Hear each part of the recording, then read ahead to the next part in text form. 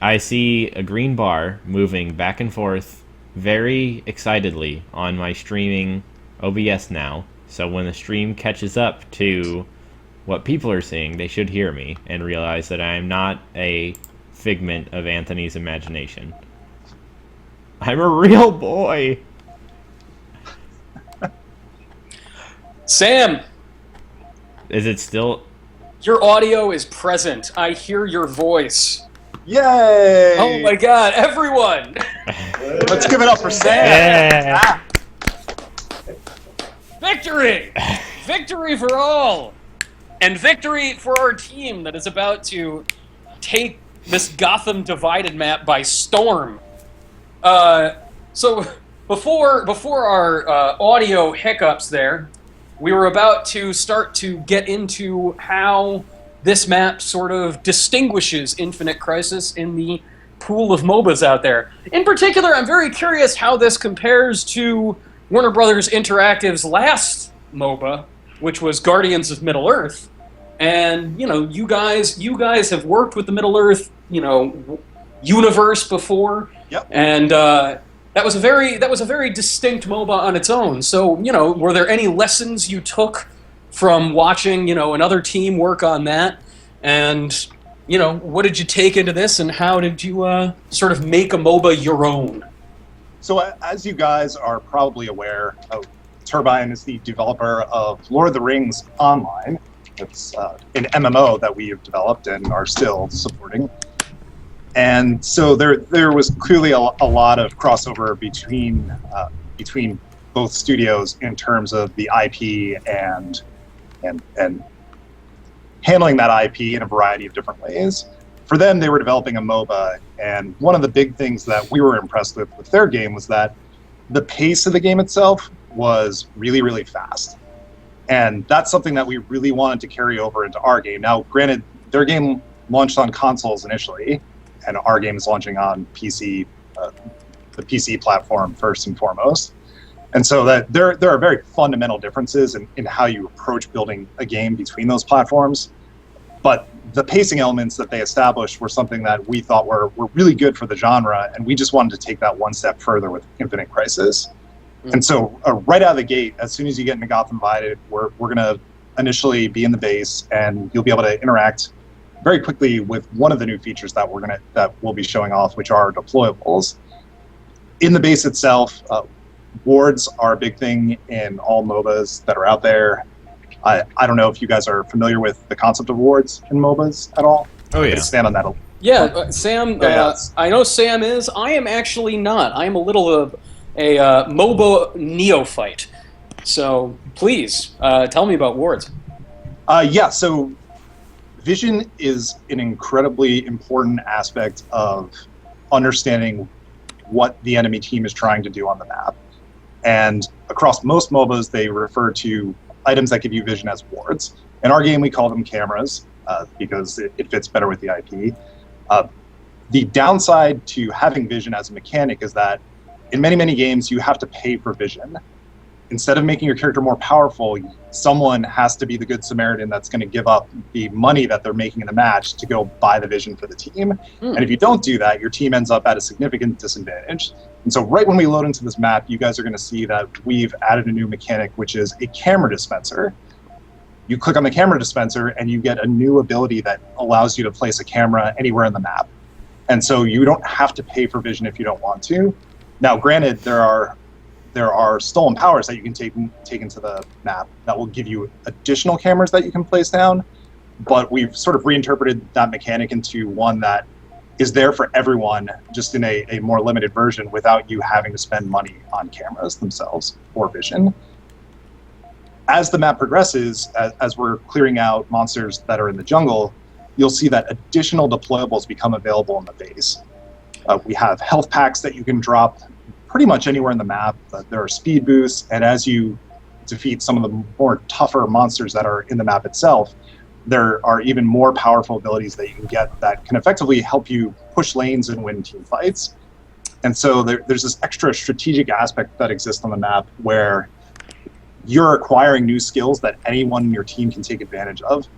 And you'll see this as the map plays out. I can highlight a bit more of the specifics as we go.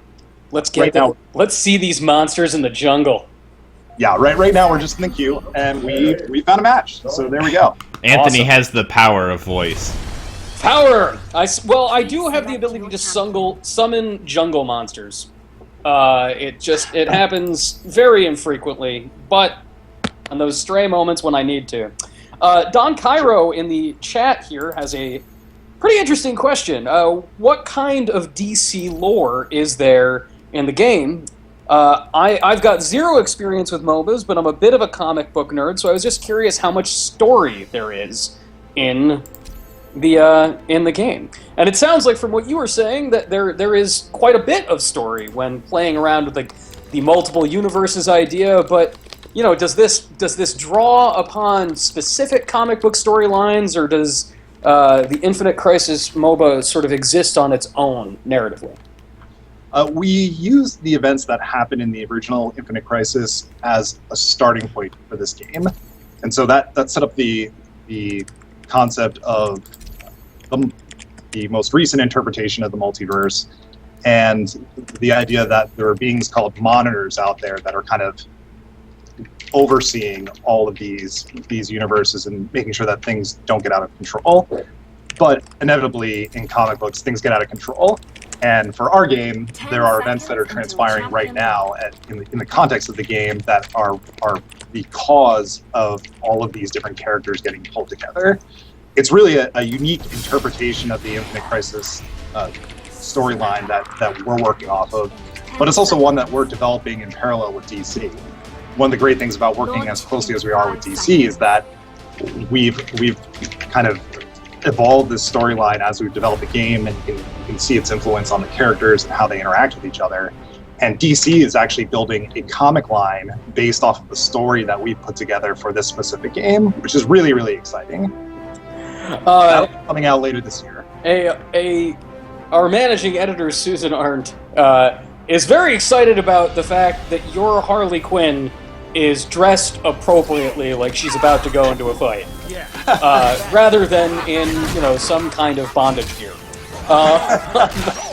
But she does have one question. Why is there a horrifying demon Batman?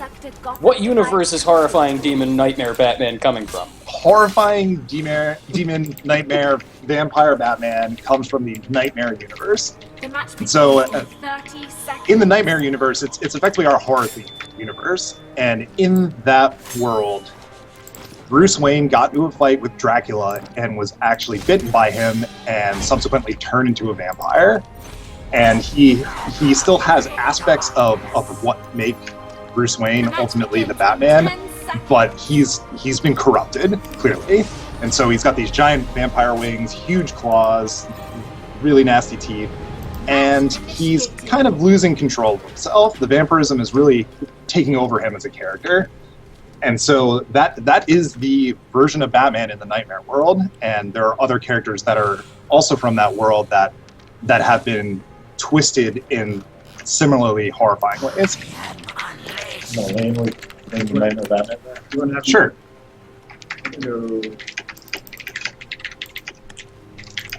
All right, so here the match is underway. So what is everyone doing here at the beginning? What is the pre-match etiquette in Infinite Crisis? What do you need to do to make sure that you're going in and you're going to perform effectively? So there are a couple things that you want to keep in mind at the start of the match.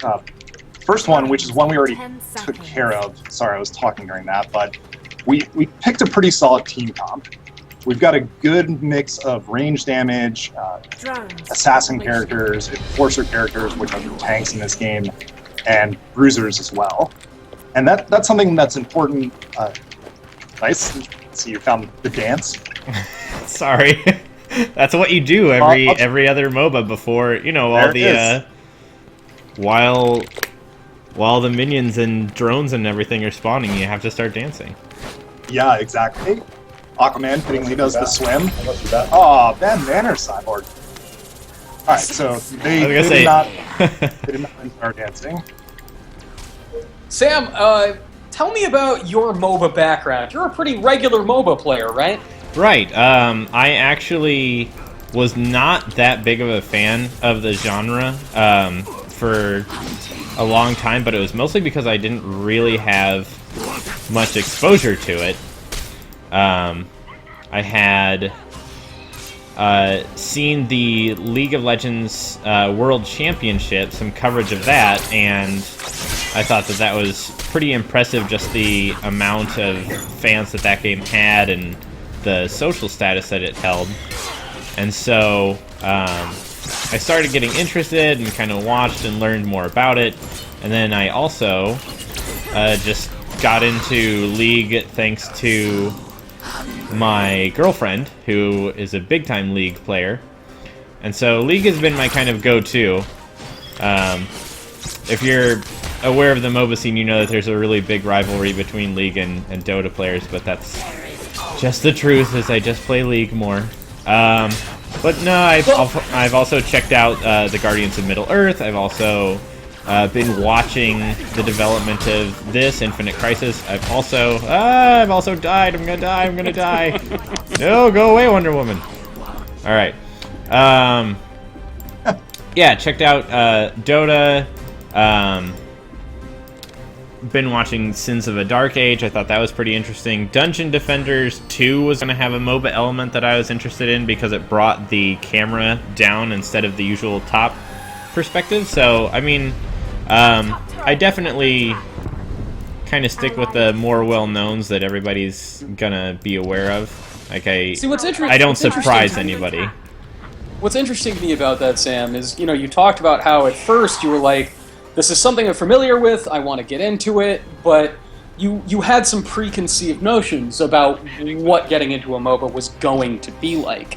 And that's something that interests me about the development of Infinite Crisis. You know, you have the most recognizable characters, you know, from popular fiction out there. You know, Superman and Batman are 75 years old. These are established things, and the familiarity of those characters will draw people in. But I'm curious how you made the game itself something that's going to satisfy your die-hard MOBA players out there and entice them in, but also seem inviting and friendly enough to somebody who's never played one before. Yeah, well, the characters certainly help for new players, and that's sort of stating the obvious, but one of the things that's really easy to overlook is that if you see a character like Flash in a MOBA, unlike any other MOBA that's out there, you actually have a pretty good understanding of what the Flash is probably going to be all about. The Flash is probably going to move really fast and be able to run faster than anyone else in your game.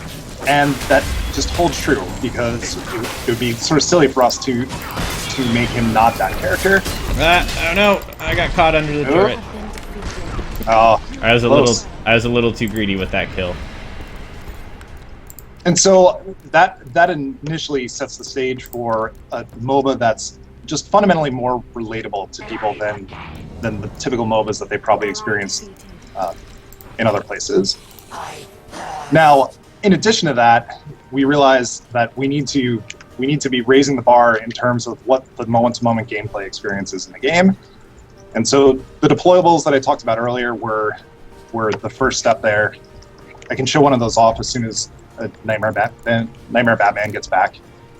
Nightmare Batman, come home! Come on! So the camera's on Nightmare Batman, right? Yeah. People can see what's going on? Right. Okay. All right, so you can see that I've taken some damage here, and while we are in between laning, I took an opportunity to go back to base, and I picked up one of the deployables that I talked about previously. Now, we got access to that deployable from the jungler killing some of the jungle monsters that are on the map itself. And what that allows us to do is use this new skill that I have access to, and it drops down this beacon that creates a healing hotspot that I can then go run over and pick it up. Now, the range on these deployables is actually really, really large. So someone that's in the middle lane of the map can pick up one of those skills and help out someone that's on the side lane.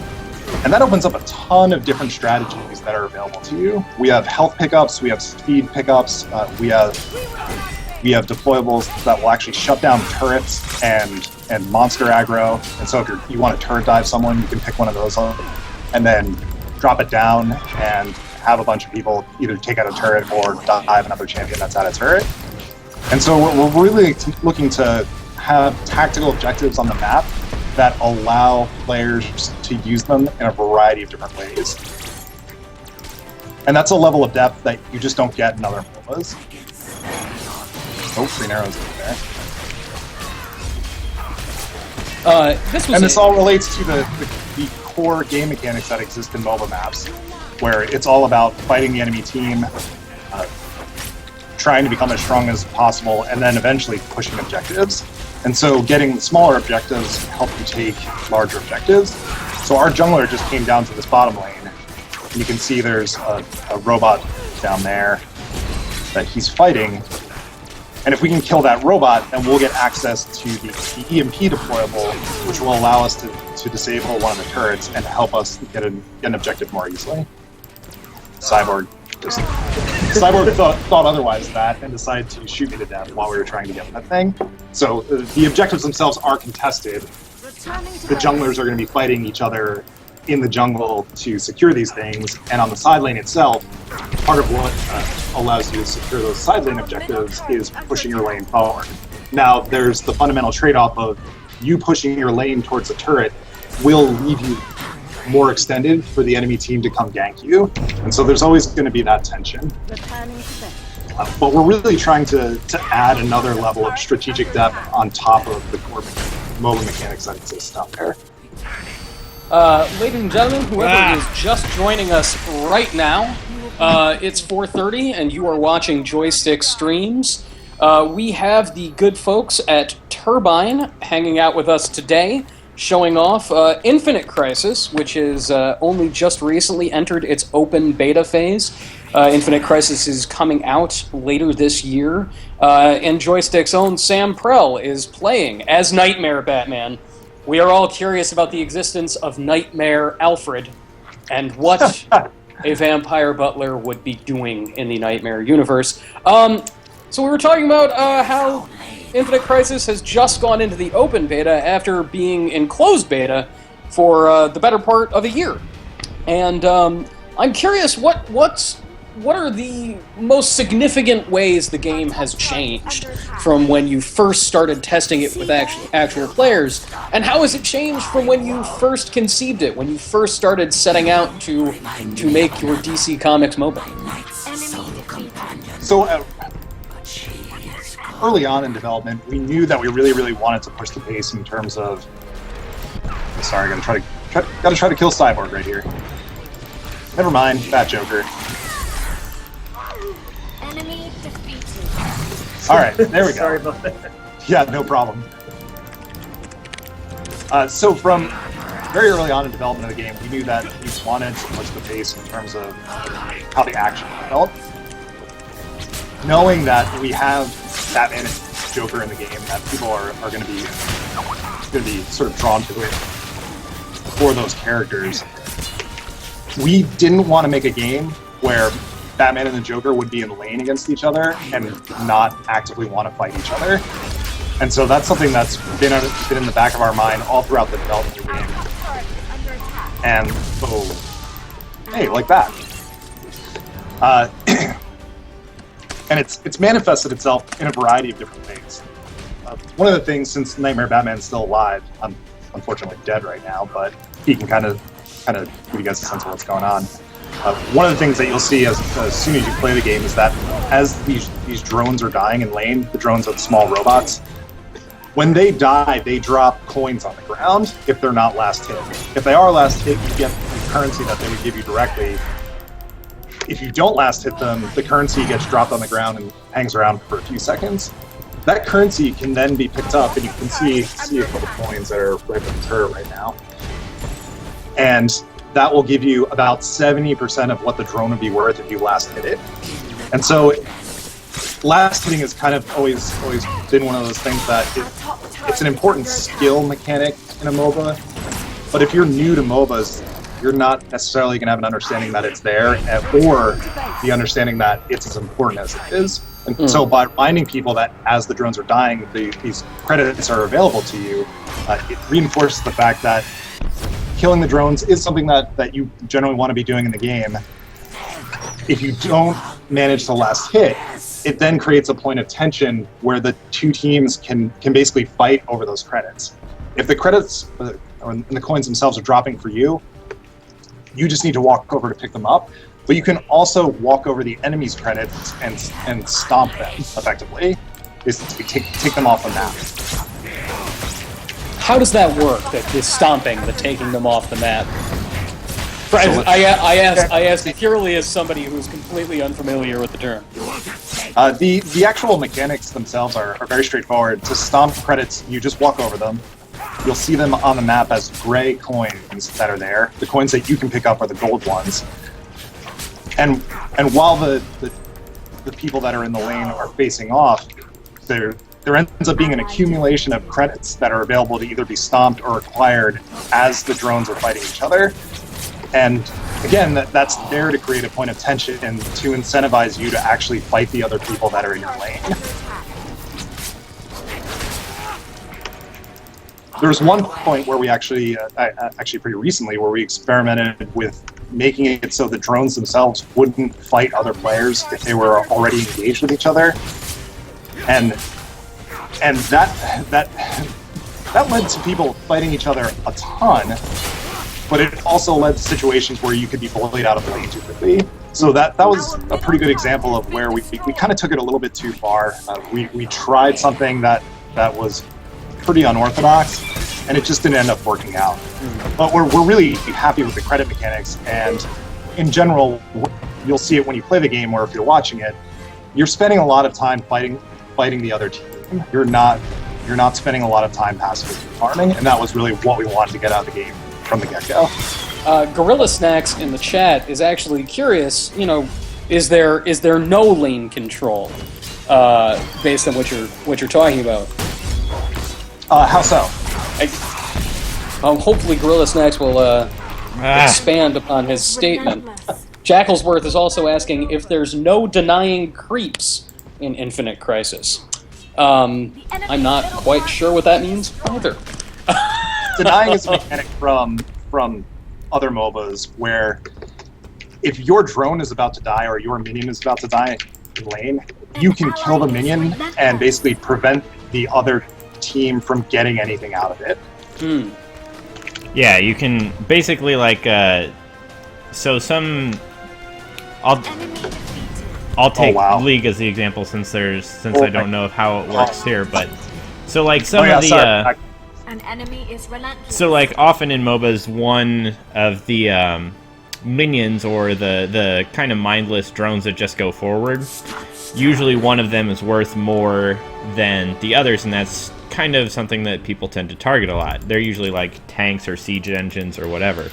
So if you want to get the most money, you target that one and try and make sure that it goes down. So a way to deny a player would be to, if they're going after that, if you can't do something about it yourself, then you would just harass them and keep them away from it so that the minions get the kill, because then that way they don't get the money for it.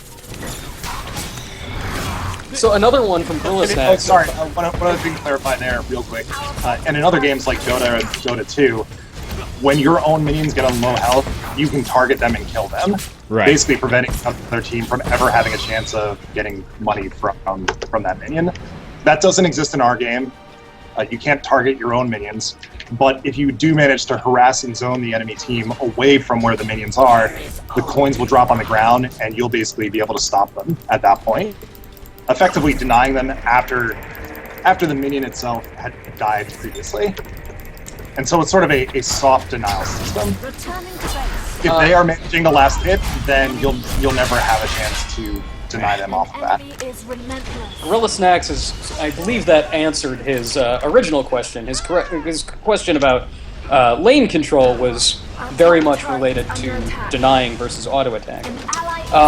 He's followed that up with a question of how neutrals work in Infinite Crisis. An enemy is ferocious. Are there neutrals in Infinite Crisis? 1 second. Enemy double kill. Aquaman's a tricky character to play, and the Flash it moves very, very fast. Alright. Like I say, we're getting besieged by Wonder Woman and the Flash. Where is he?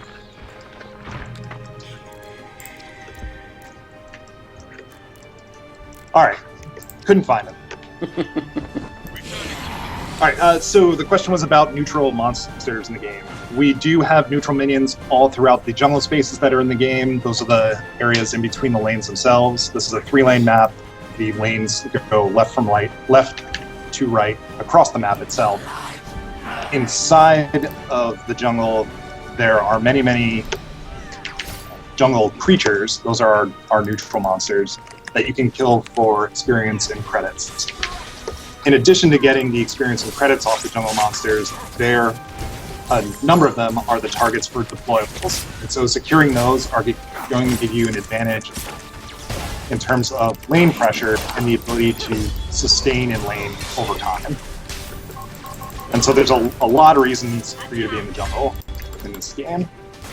The jungle's about large enough to, on Gotham Divided, it's large enough to sustain 1 player in there. In Coast City, the jungle is actually large enough for 2 players to be in it, jungling at the same time. Some folks in the chat have been saying that they're anxious to see more villain characters in the game. Yep. And Counter Saturn in the chat said, "Will Snowflame be in the game?" Oh, that is a deep cut right there. Are you guys all familiar with Snowflame? I am, but perhaps the chat might not be. Please. Most people aren't. Snowflame has the best hair ever. He perhaps might not be DC's finest hour in terms of villain that they've created in the past. He is a supervillain that is fueled by cocaine. And yeah, in order for him to recharge his superpowers, he's got to do lots of blow. And that obviously influences his personality in a variety of different ways that you would expect. And yeah, I don't think he was in a lot of their comics. But I think Snowflame. It's probably going to be in a while before you see him in Infinite Crisis. Snowflame, probably a very long while. Snowflame very well might cause some problems with ESRB ratings. I am fascinated by that question just because since you guys are playing with the multiverse concept and bringing in all these alternate versions of characters, it seemed like there might be limited opportunities to bring in some of the more obscure characters from the DC. So are you asking about Nightmare Snowflame? That's not going to happen either. I'm more like asking about Nightmare Aztec, Nightmare Zoriel, maybe. Nightmare Dog Welder. Yeah.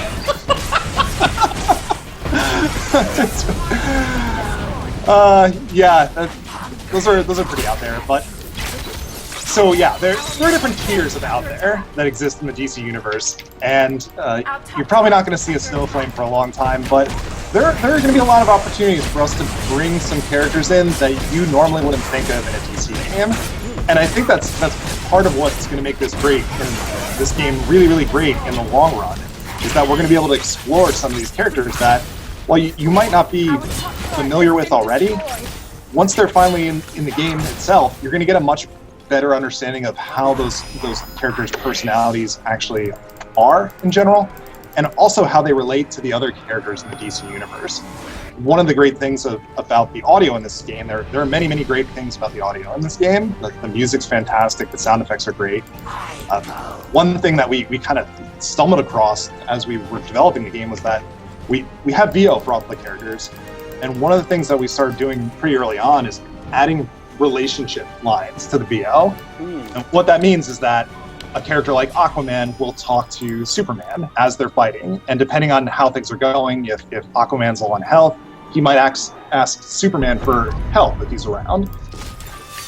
And so this is something that has been working out really, really well for us, and we actually got an opportunity recently to do another pass to record additional lines for all the characters in the game, so there are just more relationship dialogue going on. And the great thing about that is that as we introduce a new character, it's not just the new character and them talking about their point of view on what's happening. They're actually interacting with all the other characters that have been released in the game, and we'll have line use with new characters that we release in the future. And so the depth of the world really starts to unfold as we release more and more characters.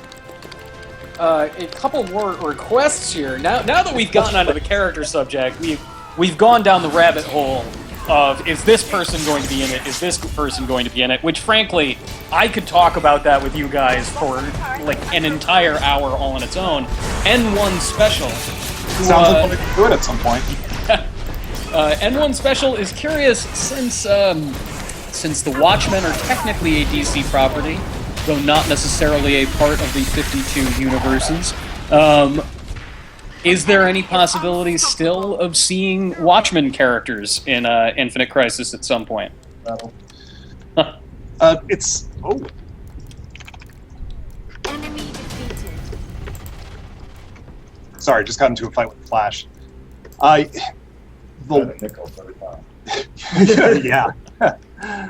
I would be rich. So the Watchmen is something that we've talked to DC about, and it sounds like there are going to be some licensing challenges there. Yeah. But who knows what we'll be able to do in the future. And will there be any possibility of Nightmare Wonder Twins at some point in the future? Aren't they already Nightmare? Aren't they just kind of, isn't that their default? We would have to sort out whether or not they're two different characters or just one character that would basically allow you to swap between the Wonder Twins. I'll be back. I don't know, but yeah, why not? Maybe one day. Absolutely. Like, if there's enough time on a long, 5 years down the road when you're still updating Infinite Crisis with more characters and more characters and more characters, and you're digging deep into the catalog, the Wonder Twins will be there, waiting to offer the most bizarre design opportunity in the world. Sounds like somebody wants a design credit. That's what it sounds like. Our middle part is under Oh, attack. Sam, you just walked right over dead Doomsday. That was just disrespectful. Doomsday was always my favorite DC villain, actually. And now he's gonna be my least favorite as he stomps me into oblivion. Go invisible! Run! Another question here from the chat. Trey Plays Games is curious if there will be a ranked mode coming in the future. Yeah, Enemy double kill. ranked is something that we actually got a chance to experiment with in closed beta, and Enemy defeated. sorry, playing Doomsday now. We're avenging you. Nightmare Batman appreciates it. Nightmare Batman just looks hard on the outside, but he's soft and in pain on the inside. He's got a heart of gold at the end of the day. Yeah. It's not his heart. It's It's not- someone else's heart, but he's got it. Keeps it with. He has it. Bruce Wayne's just keeps buying up all the world's supply of golden hearts.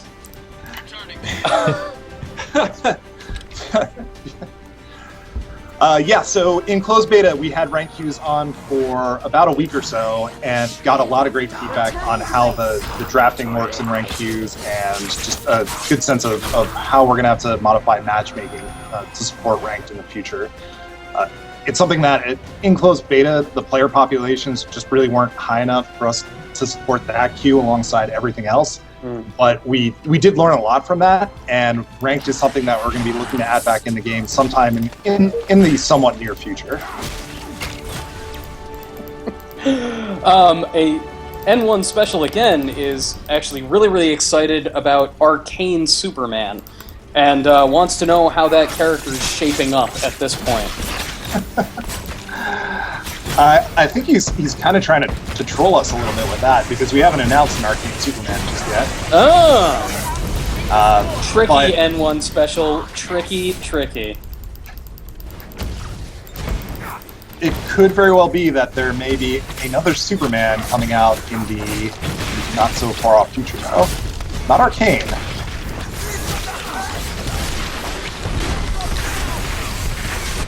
Ally defeated. I don't know about that guy. Double kill. Oh, that's bad. Power dive! Enemy triple Alright. kill.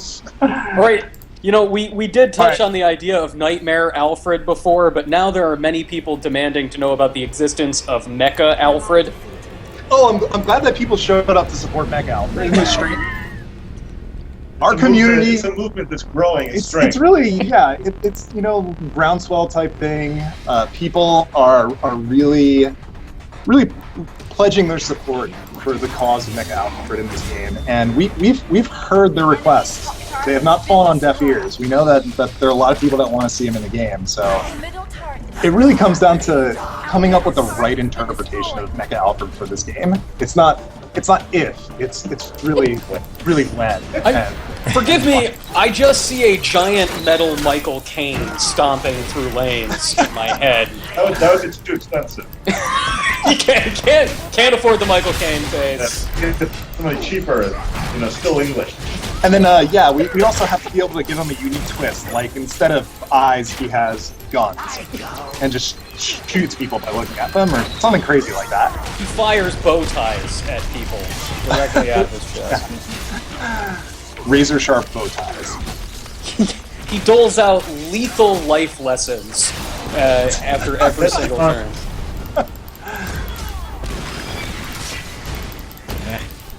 Alright, so one of the things that'd be great to point out now, since we're trying to defend our turret, is that while your turrets are still intact, like at the beginning of this match, we were talking about ways that we could push the pace of the game.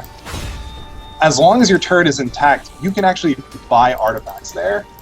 And so when you're laning early on, if you are getting some advantages over the people you're laning against, you don't need to recall back to base in order to get more powerful. You can actually shop at the turrets themselves. An enemy is ferocious. Flash. Another question from Gorilla Snacks. Are there invisible characters? Is there stealth? Still pads. Yes, we do have stealth characters in the game. We also have stealth pads, which are the purpley hexagon-looking things that you'll see throughout the map. We're trying to not go crazy with stealth. It's one of those mechanics that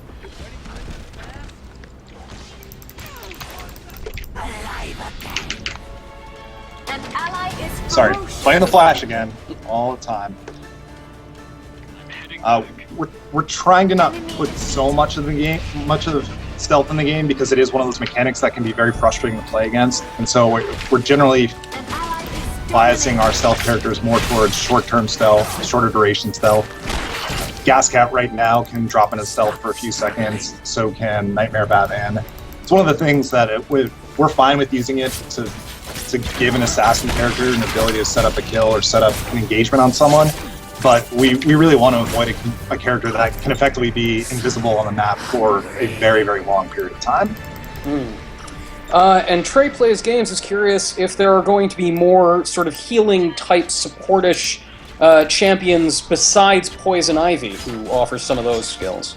Yeah, so we have Poison Ivy out there right now, and she can heal a fair amount through her passive. In addition, Harlequin has actually a really powerful targeted heal that she can use, and it gets much stronger if you purchase more will. The amount of will that you have, the max will total on your character, is something that we're throwing out there as a stat that controller type characters in our game can focus on to get more powerful supporting abilities as opposed to abilities that deal damage. And so you'll see that in a lot of characters like Poison Ivy, Zatanna, Harlequin. They're all great examples. Also, Arcane, Green Lantern.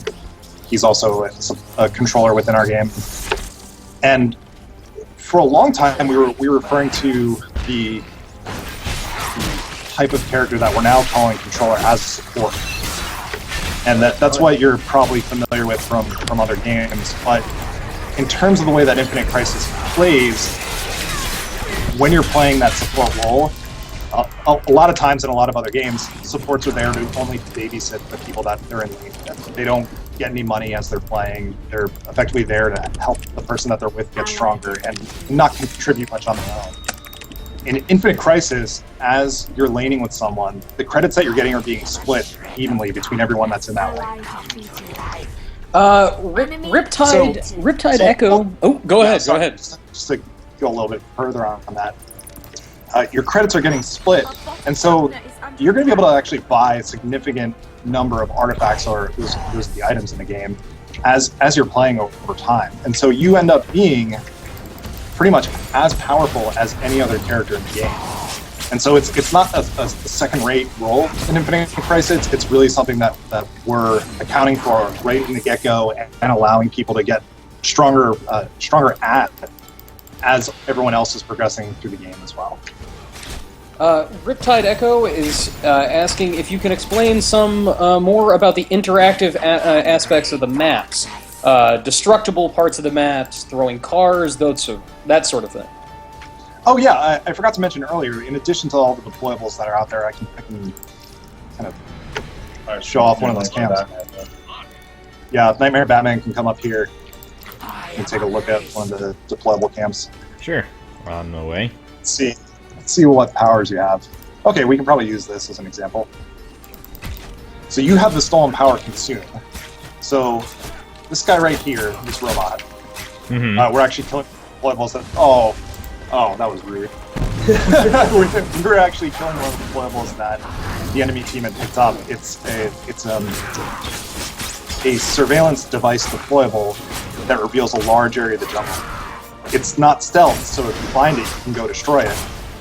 But it takes a little while to kill the thing. Now, right below you, if you use your D ability on that car that's right there, I don't know if the cooldown's up on it or not. My D? That's one that actually says target enemy champion loses 50 or 35% movement speed. Oh, try your F. That looks like it just swapped. That'd be my consume. Yeah, is that on cooldown right now? That's on cooldown. Oh. Well, if it wasn't on cooldown, we can show this off in a little bit. You can basically consume that vehicle. It'll give you a bunch of health back, and it opens up a new path in the map itself. Okay. And so there are a lot of objects that are scattered throughout the map that players can interact with for both combat functionality, consume, giving you health back, obviously can help you stay alive. And there are a lot of strategic reasons for interacting with those environmental objects as well. Most notably, there are a bunch of jungle paths that will only open up if you've destroyed the objects that are in the way. Okay. Act Boyce is wondering, are we going to see weapon augments for the ones that are currently missing? Because Act Boyce really wants cosmic belt augments. Yes, over time, they're actually referred to as mods in the game. But we have mods and augments, so it's really easy to sort of get the two confused. But yes, Cosmic Belt is an item that we just recently added to the game, and because it's a new addition, we haven't had a chance to build mods for it yet. But we will be building more mods for all of the artifacts that we have in the game at some point in the future. And that gives me an opportunity to sort of touch on the character customization aspects of the game. Character customization in MOBAs is something that can be fairly controversial. If you look at a game like Dota 2, there isn't any out-of-match customization that exists apart from cosmetic options that you can get for your character. And if you look at League of Legends, they clearly have a variety of different ways that you can customize your character. Customization, from our perspective, is both good and bad. It's great in that it allows you to theory craft the characters that you're playing. After you've gotten through a match, you can think of different ways to potentially play that character differently, not only in the artifacts that you purchase, but in some of the stat bonuses that your character inherently has. But it's bad in the sense that when you're a new player in a game, whenever you're playing against someone else that has customization options that aren't available to you, it makes you feel even worse about them beating you within that game. Like, was it the advantages that they had in terms of the bonuses that they brought into the game itself, or did they simply outplay you? If there's ever any doubt there, that can be a frustrating thing to deal with. And so in our game, we have the concept of something called amplifiers. And amplifiers allow you to boost the base stats of your character and will also give additional bonuses to the artifacts that you purchase in the game. Now, there's a substantial amount of customization there that can make your character more powerful in a variety of different ways. But the way that we've set it up so that people aren't feeling like they're have-nots as they're just starting out is that each character has a default set of amplifiers that they get right when you start playing them, and those amplifiers are just as powerful as any other amplifiers that are out there. So inherently, while you don't have the ability to fully customize your character, you're not at a stat disadvantage to any other player that you're playing against. Over time, you unlock more augments and mods, which are the subcategories of amplifiers, and then you get more options to customize your characters however you want, based off of how you want to play them. Ladies and gentlemen, if you are just hopping in, this is Joystiq Streams, and we have been playing Infinite Crisis with the intrepid studio behind the DC Comics MOBA, Turbine. Joystiq's own Sam Prell has been playing. And dying repeatedly. This match is ongoing. So while usually Joystiq Streams is wrapping up at 5 p.m., we're going to be carrying through a little bit longer to make up for some of the technical difficulties we had at the top of the hour. Continuing on, another nice nitty-gritty detail question from Gorilla Snacks. Are there scaling damage mechanics, such as ability powers? Yes. So, for each character, all of your abilities will scale in some way, shape, or form off of the various stats that we have in the game. The two most common stats that will scale your abilities are attack damage and power damage, although there are certain abilities that will scale off of your max health. Gaslight Joker has his Q ability, which scales off of max health and deals power damage. And as I mentioned earlier, the controller class of characters have a bunch of abilities that scale off of will as well, in addition to abilities that scale off of power damage. The important thing there is that one of the things that we realized as our controller characters were gaining more credits and becoming more powerful as they bought more artifacts, was that when everything was scaling off of power damage, they almost ended up able to fill two roles at the same time. They would typically be able to play like blasters and traditional support characters without having to sacrifice one or the other. And so that's where a lot of our motivation for adding in will scaling to a bunch of their abilities came from, to sort of give them the opportunity to still scale some of their damage by buying power damage items, but at the same time sort of giving them the option to focus in on the more support side of their kits by purchasing will. So, something that, again, like as a complete sort of MOBA neophyte, something that fascinates me is that MOBAs seem to sort of be at a transitional moment. You know, you have literally tens of millions of people playing sort of your big guns, your League of Legends, your Dota 2s, and now, you know, people like yourselves are coming in and saying, you know, these aren't the only two options. There are other MOBAs out there, very, very interesting MOBAs that offer you a very different sort of experience. Yep. How do you think MOBAs are going to change in the next 5 years? You know, come 2019 or 2020, what is a MOBA going to look like? Do you think that the basic rules are established, or are we at a point where the, you know, fundamental nature of the genre is still in flux? That's a really interesting question. If we're talking 2020, that's pretty far out there, and that's going to be a lot of speculation. But I'm happy to go there if you want me to. Yeah, absolutely. Well, let's start where we're at right now.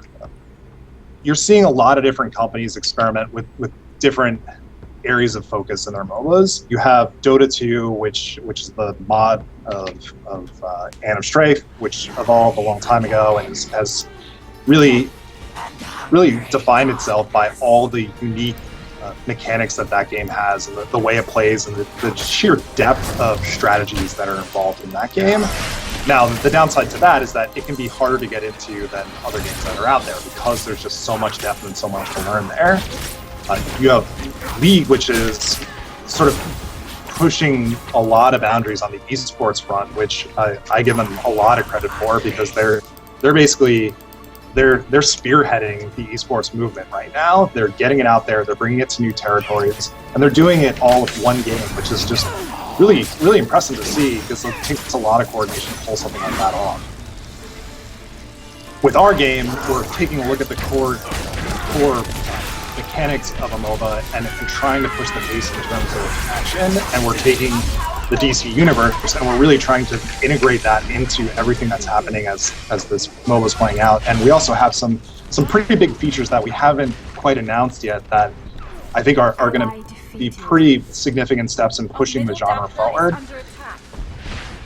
Moving forward, I only see esports as getting bigger and bigger and bigger. We're seeing people start to warm up to it, younger people that are out there and people that are sort of in their mid-20s going into their 30s. And it's really becoming something that a lot of people are getting exposed to right now, and you're seeing it start. You're seeing broad adoption of it, and that's just going to keep going and going and going. And you can imagine 2020 out there, esports have been around now for 10 plus years. Imagine that in terms of even sort of how far the NFL can progress in 10 years. Like all sports and broadcasting all just improves over time. And I think we're just going to see bigger events and more people playing these games and more people just becoming more familiar with experiencing games on the esports from an esports perspective and through streaming as well. And the connections between the players and the people that are into the games are getting tighter and tighter, and that's just not going to stop. One last question from Shadowgun Dead Zone. Who is your favorite character in the game so far? I have to say, and maybe this is also because I worked on him a little bit, but I have to say that Aquaman is my favorite character. Yeah, right now. Aquaman. Aquaman. He's got the Aqua Dunk, which is a very, very satisfying ability to use. I like him in particular because he's a higher skill cap character. There are a lot of things you can do with Aquaman, but it takes some effort to actually understand how to pull off all the different combinations of abilities that he has access to. For those of you that aren't familiar with Aquaman, he has 3 basic abilities and an ult, which will turn those abilities into different versions of the ult itself. And so there's a lot of timing there. There's a lot of knowing kind of what you want to do with the character before you actually execute on it. And on a personal note, Aquaman's kind of one of those guys that he kind of needs to work on his street cred a little bit. And it's been a long time coming, and Injustice did a really great job with Aquaman, and that's great for Aquaman in the 1v1 format. But as we're talking about esports and DC and how it converges in a MOBA, this really, I believe, is Aquaman's time to shine. We wanted to build Aquaman in a way that if Aquaman started getting fed, people would be like, holy crap, Aquaman's fed. I think we're all going to die now. Because that's Aquaman getting the opportunity to play really well and dominate all these other characters. So you get Aquaman dunking Batman and totally taking out Superman, and then turning around and throwing his trident and totally nailing Flash in the back. And I feel like that, that's really what Aquaman needs to sort of be able to set himself apart there and convince people that he is a superhero that people should be taken seriously. I love that answer. I love it. I've been a huge fan of Aquaman since Grant Morrison's run on JLA back in the 90s. Yeah, and 52 did him well. Absolutely. I love that guy. And I love don't cut off his hand. Don't give him a sword. Just let him be Aquaman. It's awesome. Clarify that, like, he's not talking to all the fish all day. Right. That's not what he's doing. Like, his joke in the game is that he clarifies for everyone, I don't talk to fish. Because he doesn't talk to fish. He talks to dolphins and whales and stuff like that, but he also talks to people. And he also kicks a lot of ass with his trident. Yeah. And that's really kind of where we started with Aquaman here. Ladies and gentlemen, thank you so much for joining us today on Joystiq Streams. My name is Anthony John Agnello. I am the community manager here at Joystiq. We have been playing Infinite Crisis, the open beta version today. The open beta is ongoing, and the game itself will be coming out later in 2014. The good folks at Turbine have been with us today. Guys, thank you so much. Yes, thank you very much. This was awesome. Thank you guys for coming out. Yeah, and, is there anything else you want to say to people? If you want to, give them information about the beta, and, what would you say to entice them in? Go to infinitecrisis.com, sign up. We got a cool contest on Twitter where you can win a kick-ass Origin PC that is got Superman on it, which is always a good thing to have. We're giving away 30,000 Crisis coins on Facebook. There's all sorts of fun stuff going on right now, but definitely get to the website, set up an account, and get in game. Check out the sweet new trailer we just released on Friday. Yeah, check out the trailer. Open beta went live last Friday. We did a 24-hour stream. It was a great way to kick it off. All the stream stuff's archived. You can watch what happened. Right? Yeah, one really important thing to mention for people that are out there. You asked about where MOBAs are going. Well, we're here. We're in open beta right now. We're just getting started with this one. We know that there's a lot more work cut out for us here, but Turbine's been doing online games for over 15 years now. Back in the AC1 days, we released, or we have been releasing an update a month forever for that game. And so we have a really strong track record with getting a game out there and just improving it over time and pushing boundaries once a game is live more than anyone else.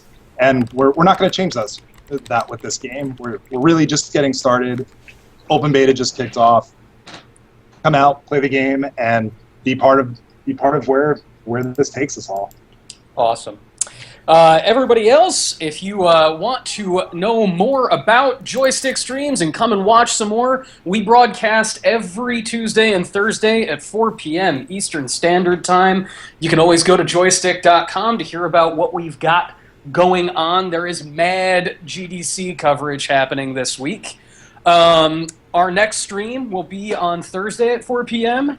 Eastern Standard Time, and I will be playing Metal Gear Solid 5 Ground Zeroes. Blind! I've never played it before, and I plan to play it as though Solid Snake really believes that he's actually Kiefer Sutherland and just wants to meet new people. You can follow us on Twitter. It's twitter.com/joystiq. You can follow us on Facebook. That's facebook.com/joystiq. Google+, and, come to the site. Follow us here on Twitch. And follow Sam Prell on Twitter, which is just @SamPrell. And Sam, thank you so much for doing your best Nightmare Batman show today.